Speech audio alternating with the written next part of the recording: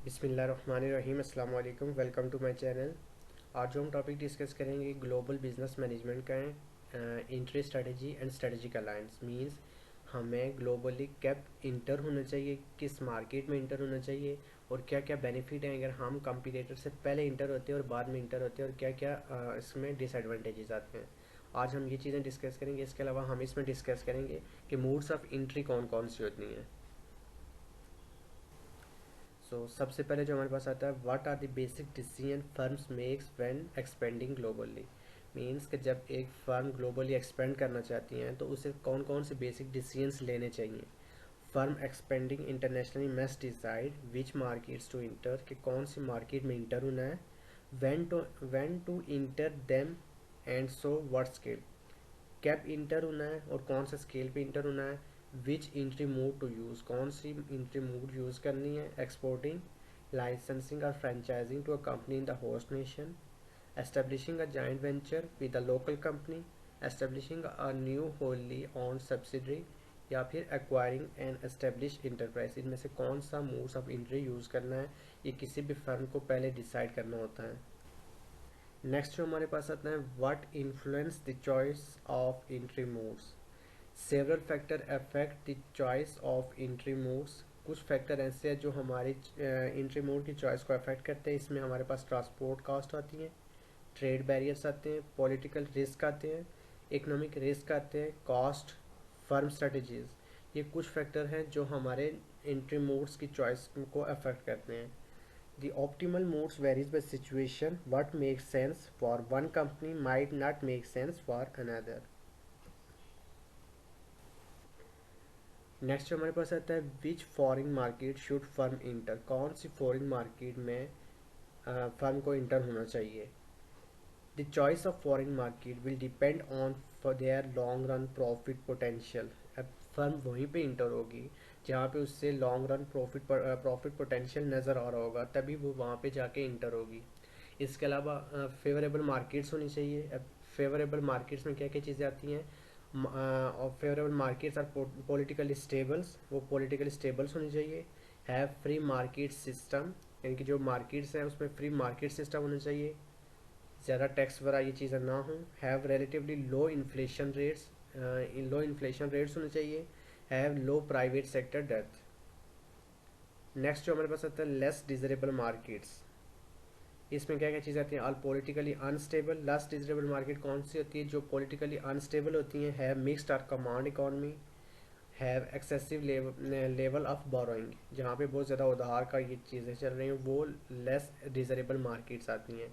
Markets are also more attractive when the product in question is not widely available and satisfy an unmet needs.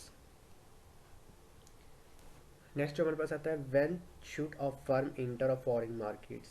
अब कब इस किसी भी firm को foreign markets में enter होना है, ये उसने डिसाइड करना होता है। Once attractive market are identify, the firm must consider the timing of entry. अब जब उसने ये कर लिया, आइडेंटिफाई कर लिया है अब कि हमने इस मार्केट में जाना है, इस मार्केट में इंटर होना है, तो उसको देखना है कि किस टाइम पे इंटर होना है। अब टाइम उसने देखना है किस टाइम पे इंटर होना है। Entry in early, when the firm inter a foreign market before other foreign firms. दो तरह की एंट्री होती है, एक तो अर्ली होती है और एक लेट होती है। अर्ली कौन सी होती हैं, जब फर्म इंटर होती है फॉरेन मार्केट में बिफोर फॉरेन फर्म्स से पहले इंटर होती हैं, वो एंट्री इन अर्ली में आती हैं। और एंट्री इन लेट का मतलब ये होता है कि when the firm enter the market after firms have already establish themselves in the market. जब फॉरेन में जो फर्म्स होती हैं वो ऑलरेडी अगर वो एस्टेब्लिश हो चुकी हूँ, तब ये है कि वहाँ पे जब वहाँ पे जाती हैं तो ये एंट्री इन लेट्स में आती हैं। अब इनके क्या क्या हैं। Why enter a foreign markets early, क्यों हम फॉरेन मार्केट्स में पहले जाके इंटर होते हैं। First mover advantage. अब इसको जो हमारे पास आता है इंटर इन अर्ली, इसको हम फर्स्ट मूवर भी कहते हैं। इसके एडवांटेज क्या कहते हैं, includes the ability to preempt rivals by establish a strong brand names, the ability to build up sales volumes and ride down the experience curves ahead of rivals and gain a cost advantage over late in trends. The ability to create switching costs that tie customers into products or services, making it difficult for later entrants to win business. Simple इसका मतलब ये है कि first mover के advantages में ये आता है कि जो जब वो बंदा पहले जाके अपनी फर्म को एस्टेब्लिश करेगा तो वो अपने ब्रांड का नाम जो होता है वो स्ट्रॉन्ग कर सकता है। उसके अलावा वो अपनी सेल्स को इंक्रीज़ कर सकता है, कस्टमर को अब सेटिस्फाई कर सकता है, कस्टमर को यानी कि इस तरह से यानी कि जब पहले जब करेगा दूसरी कोई फर्म वहाँ पे नहीं होगी तो ज़ाहिर है कस्टमर उसी के पास आएंगे। अब वो अगर अच्छी तरह से उसने पहले से प्लानिंग की हुई है किस तरह से उसने प्रोडक्ट सेल करने का करना है, तब वो अपने सेल्स को इंक्रीज़ कर सकता है, कस्टमर्स को ज़्यादा सेटिस्फाई करेगा। ज़ाहिर है जब दूसरी फर्म आएगी उसको वहाँ पे एस्टेब्लिश होने में और ग्रो करने में काफ़ी टाइम लगेगा। इसलिए पहला जो फर्स्ट मूवर के लिए ये एडवांटेजेस हो सकते हैं। नेक्स्ट जो आता है इसमें डिसएडवांटेजेस आता है कि फर्स्ट मूवर के डिसएडवांटेजेस क्या क्या है। Pioneering cost arises when the foreign business system is so different from that in a firm home market that the firm must devote considerable time, effort and expense to learn the rules of the games। Means pioneering cost वो होती हैं कि जब आप foreign में जाते हैं तो ज़ाहिर है वहाँ का कल्चर डिफरेंट होता है, फॉरेन बिजनेस सिस्टम बहुत ज़्यादा ही डिफरेंट होता है और जिनके कि आपकी जो होम कंट्री उससे डिफरेंट होता है। तो ज़ाहिर है आपको वो जाके उनका कल्चर सीखने में वहाँ पे जाके एडजस्ट होने के लिए काफ़ी अफोर्ट्स चाहिए, आपने काफ़ी टाइम वहाँ कंसिडरेबल टाइम भी आपको चाहिए। ये जो कॉस्ट लगती है इसके लिए जो कॉस्ट आपको बियर करनी पड़ती है पायोनियरिंग कॉस्ट आती हैं। The cost of business failure if the firm due to the ignoring of the foreign environment making some major mistakes।